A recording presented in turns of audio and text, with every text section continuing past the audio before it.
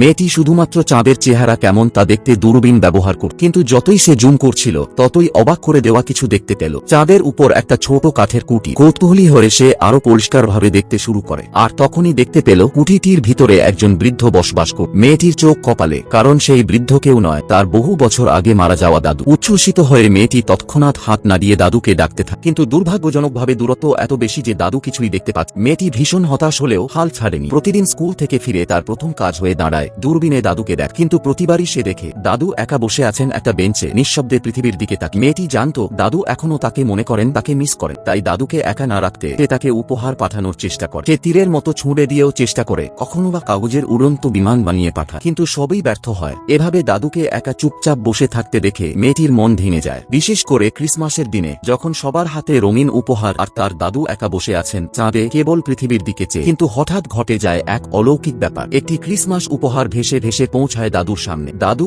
অবাক হয়ে উপহারটি খুলে দেখেন, ভিতরে আছে একটি দূরবীন, যার সাহায্যে তিনি পৃথিবী দেখতে পারেন। তিনি দ্রুত খুঁজতে থাকেন তার বাড়ির দিক, এবং অবশেষে দেখতে পান তার নাতনি হাসি মুখে তার দিকে হাত নাড়। এই দৃশ্য দেখে দাদুর চোখে আনন্দের অশ্রু ঝরে পড়ে। তারপর থেকে তারা আর কেউই একা নয়, কারণ